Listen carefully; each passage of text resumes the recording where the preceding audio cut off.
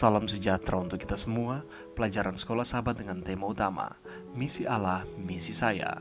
Pelajaran kedua, Misi Allah bagi kita bagian kedua. Minggu 8 Oktober, Allah Tritunggal asal mula dari misi.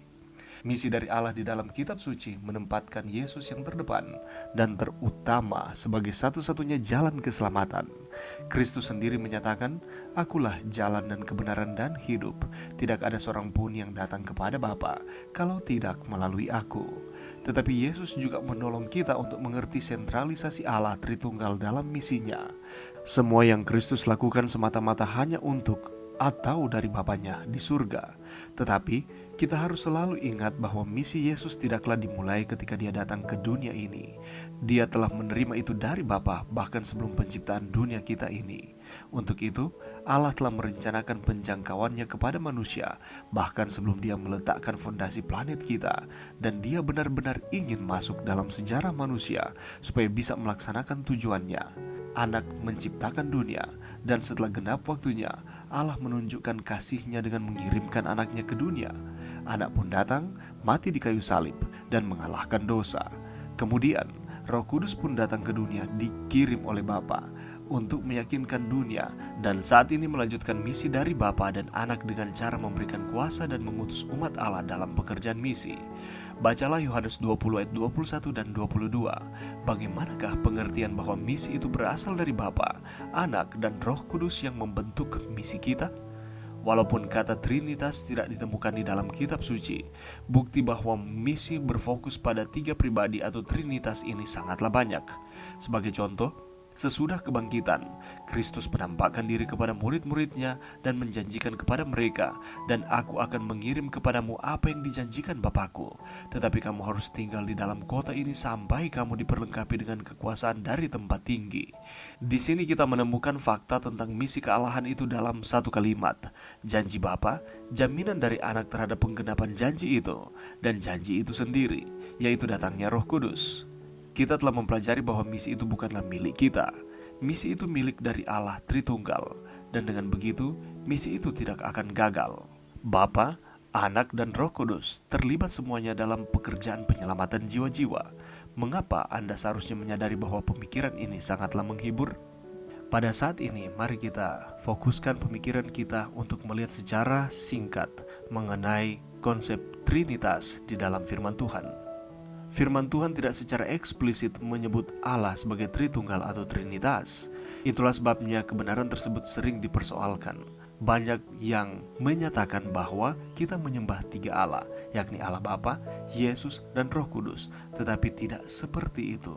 Tetapi kalau kita membaca di dalam Yohanes 16 ayat 1-16, kita akan menemukan adalah salah satu bagian kebenaran firman Tuhan yang secara tidak langsung berbicara tentang ketritunggalan Allah. Allah kita adalah Allah Tritunggal. Kita percaya kepada Allah yang memiliki 3 pribadi, yakni Bapa, Anak, dan Roh Kudus dalam satu keberadaan atau substansi. Tritunggal berarti 3 pribadi di dalam kealahan. Ketiganya setara, sehakikat, dan memiliki kekekalan yang sama. Kita boleh lihat juga di dalam Kejadian pasal 1 ayatnya yang ke-26. Di sana dikatakan, "Berfirmanlah Allah, baiklah kita menjadikan manusia menurut gambar dan rupa kita." Kita di sini adalah bentuk jamak, bukan tunggal. Itu berarti bukan hanya satu oknum atau pribadi saja, tetapi lebih dari satu. Demikian pula ketika Yesus dibaptiskan di dalam Matius pasalnya yang ketiga. Setelah Yesus masuk ke dalam air dan dia dibaptiskan oleh Yohanes, Roh Allah seperti burung merpati turun ke atasnya. Lalu terdengarlah suara dari sorga yang mengatakan, "Inilah anakku yang kukasihi, kepadanya lah aku berkenan." Yesus sebagai anak dibaptiskan, suara dari sorga, suara dari Bapa, dan Roh Kudus turun seperti burung merpati. Tetapi bagaimanapun, konsep ini tidak sepenuhnya dapat dijelaskan, karena firman Tuhan hanya menyatakan seperti itu. Dan pelajarannya bagi kita bahwa ini membuktikan bahwa Allah itu sebuah misteri yang melampaui segala pikiran kita. Ia maha besar, ia maha dahsyat, yang tak mampu diselami oleh pikiran manusia yang terbatas, karena telah terkontaminasi dengan dosa-dosa. Oleh karena itu kita bersyukur karena kita manusia terbatas, kita menyembah Allah yang tidak terbatas. Dan inilah yang menjadikan bahwa Allah itu masih belum bisa diselami oleh pemikiran kita manusia. Inilah yang membedakan antara manusia dengan Allah. Itulah sebabnya Allah kita layak untuk kita sembah, kita puji, kita muliakan. Karena Allah adalah Allah yang tidak terbatas, yang mengontrol akan kehidupan kita manusia. Selanjutnya, persekutuan dan kerjasama yang indah antara Allah Bapa, Yesus Kristus dan Roh Kudus mengajarkan kita tentang pentingnya hidup dalam persekutuan dengan Allah maupun dengan sesama manusia. Tidak ada orang yang bisa hidup sendirian. Itulah sebabnya manusia disebut sebagai makhluk sosial. Kita hidup bersama dengan banyak orang.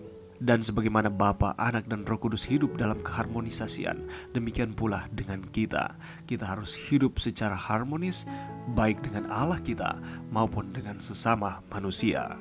Dan Allah memberikan misi kepada kita, dan misi itu bukanlah milik kita. Misi itu milik dari Allah Tritunggal, dan dengan begitu misi itu tidak akan gagal. Allah tidak akan pernah meninggalkan kita. Dia akan terus bersama-sama dengan kita. Dia yang memulaikan akan misi itu diberikan kepada kita, dan Dia akan menyertai kita, memberikan keberhasilan untuk menjalankan akan misi kabar baik keselamatan kepada setiap orang. Mari kita libatkan Tuhan di dalam setiap kehidupan kita. Mari berdoa. Terima kasih Tuhan atas firman-Mu pada saat ini. Terima kasih Tuhan karena kami memiliki Bapa, Anak, dan Roh Kudus, dan kami memiliki satu Allah, yakni Allah Tritunggal. Bantu kami Tuhan untuk kami terus setia kepada Tuhan. Kami dapat menjalankan peran kami masing-masing, menjalankan misi yang Tuhan percayakan kepada kami. Ini doa kami Tuhan di dalam nama Yesus. Amin.